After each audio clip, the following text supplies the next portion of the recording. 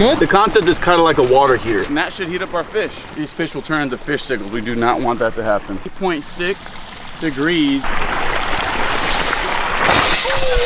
Let's catch them up. Woo! With Catch 'em All Fishing with Zak Catchem. Look at this fish. Catch 'em up. Oh yeah, you ready for the new channel, guys? We are starting a brand new channel. That's right, we are starting a brand new channel called Zak Catchem All. It's right here, Zak Catchem All. That little bit of aqua is the difference between Catchem All Fishing and the new channel called Zak Catchem All. And I'm giving away $2,000, one for each of the new twins, $100 bills. 2 people that comment. If you're watching this video now, I already started posting. I've even posted exactly why I'm starting this new channel. It has to do with shorts, the algorithm, everything. If you're a new YouTuber and you're trying to start from the ground up, I mean, this is the best channel to watch because I'm gonna show you all the mistakes not to make when you're starting a new channel from the ground up, how to do it. On this new channel, I'm gonna post more frequently. On Catchem All Fishing right now, we're gonna post very long format videos. For the twins and all, I've been playing daddy daycare, loving every single moment of it, but it's time to grind. So if you guys could just go to the new channel, like and subscribe, I really would appreciate that. And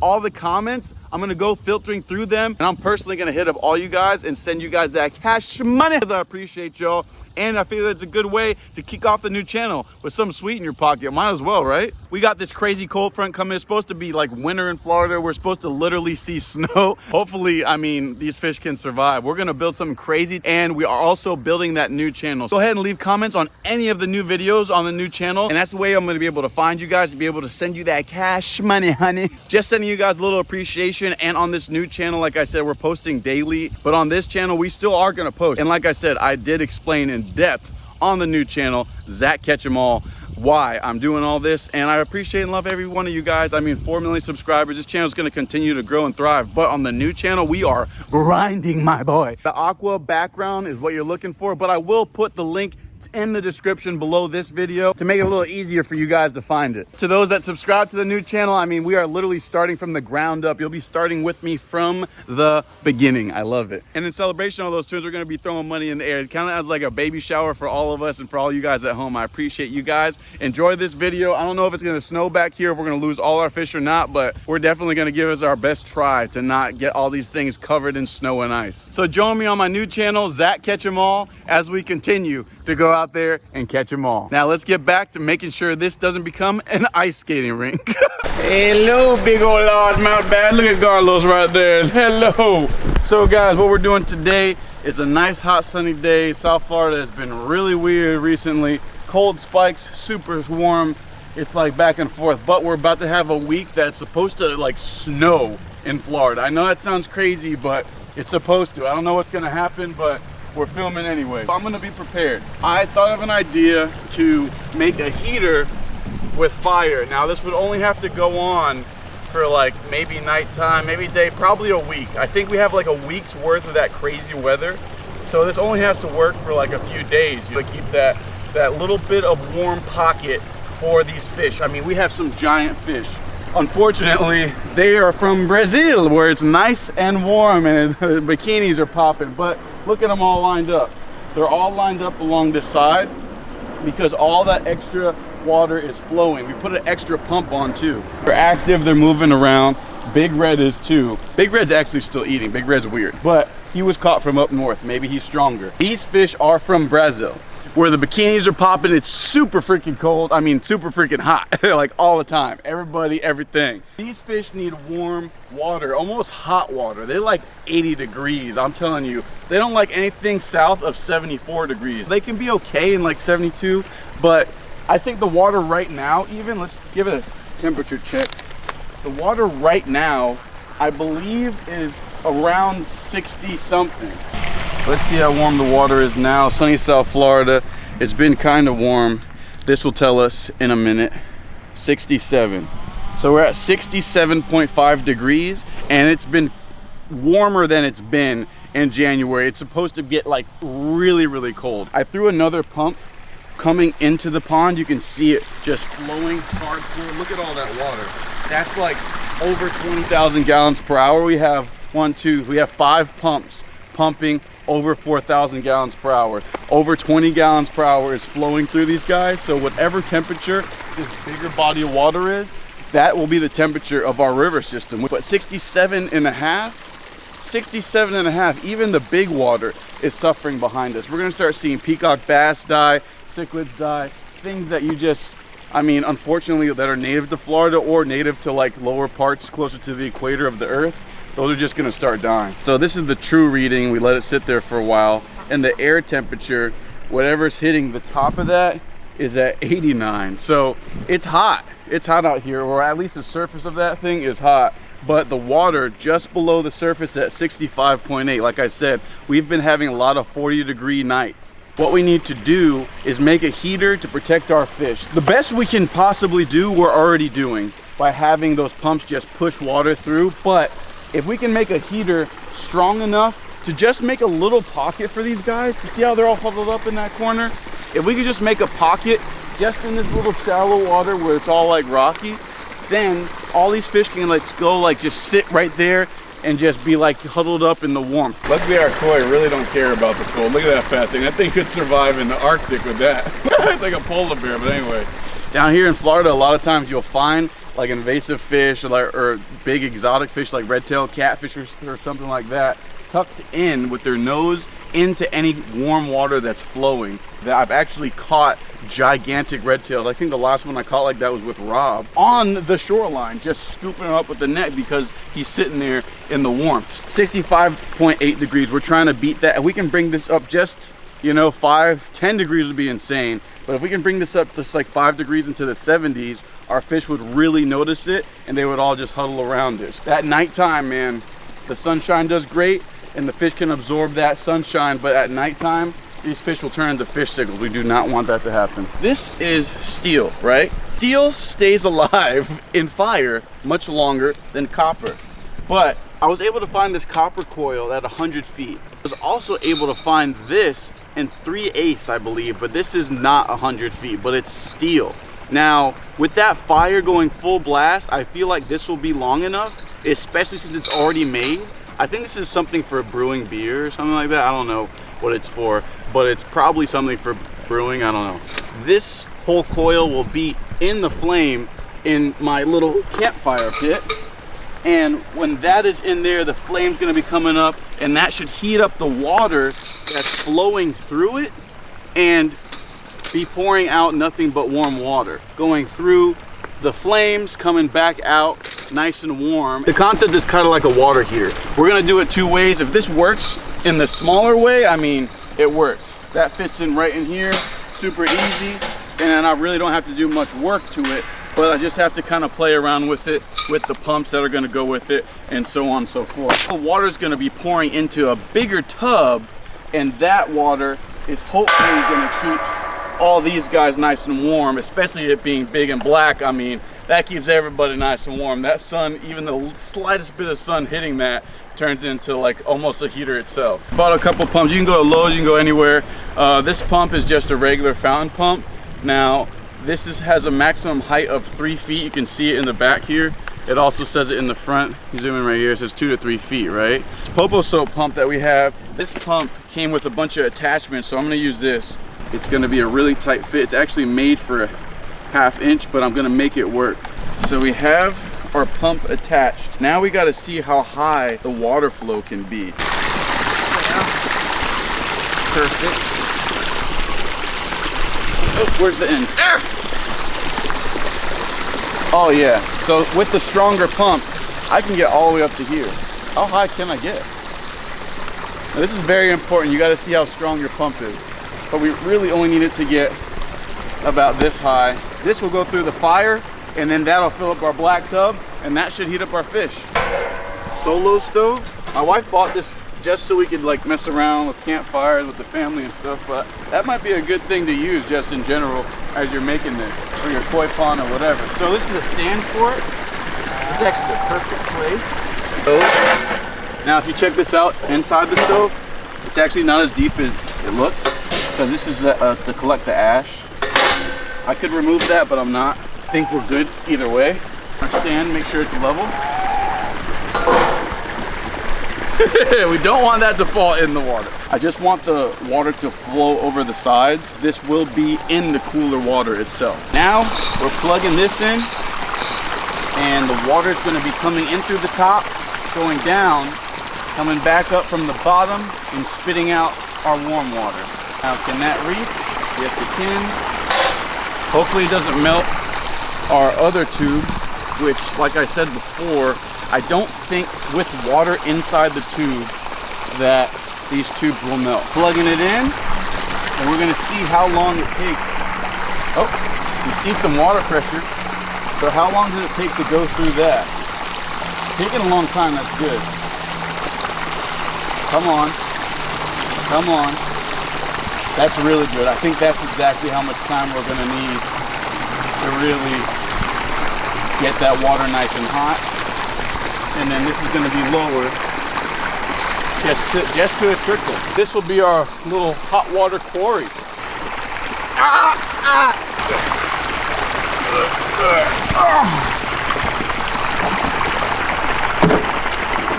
think that's going to be perfect.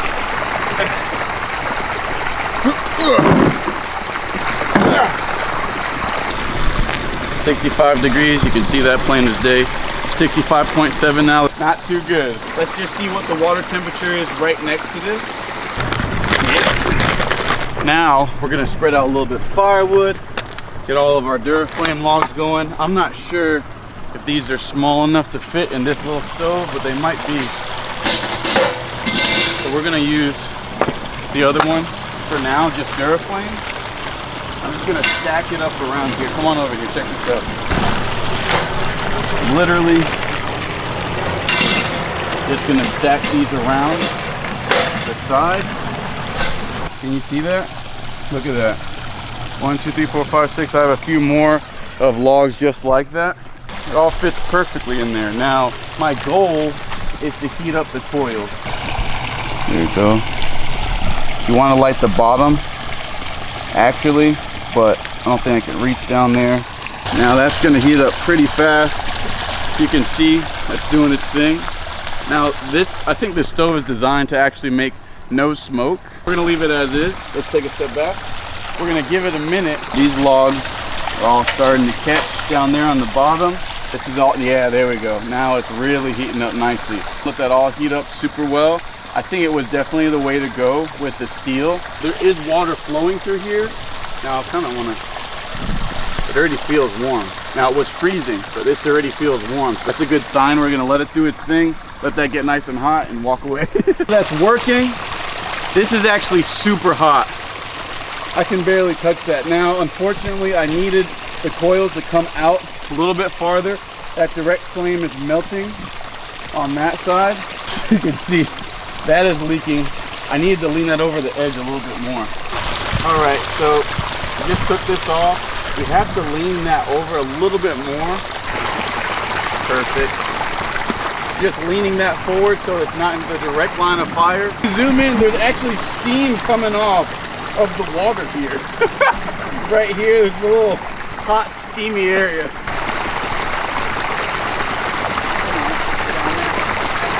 Come on, baby. Yeah. Now we're cooking. Now we're cooking, baby. We're cooking again. We got our hot water coming back in here. Check this out. I'm gonna put this actually on the far side, not where the hot water's coming in. And wait till you see how warm this is. Where's my thermometer? What's your guess? It's gotta be 90, 80, and a 1. Give it a second. 107. I said 101. It's 107.1. So this is perfectly working without a doubt. Now, when you have something like this is on the shelf, it's on the stand, and this stove is also very safe. It's actually used for cooking. I bought all the rest of this stuff on Amazon or at Lowe's. Snowing, that's what we're dealing with these days. Just gonna put this on top really quick. All right. And that should keep the flame from directly hitting either of our pipes. Awesome. Check the temperature now. We're at 126.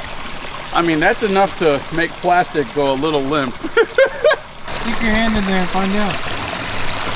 Hey, it is what it is. Oh my God, it's so hot. 126 it says. Oh, dude, it is starting to fly. Mr. Bass wants to know. He's looking for a snack, actually. But these fish, as soon as that water starts pouring over, it's getting close to the top. As soon as that water starts pouring over, look, it's heating up. There's literally steam coming off that bubble bath. These fish are going to be more than happy about it. Our coils are just completely submerged in the flames. Is it starting to creep over? Yep. Okay, so that's our trickle. It's starting to creep over. That's amazing. It's going to pump water out a little bit faster. Good? Now it's too hot. I'm good. Never know. Come on. Oh my God. Okay, so now you gotta hurry up. Plug that in. Pump is submerged. And we are going for the gold.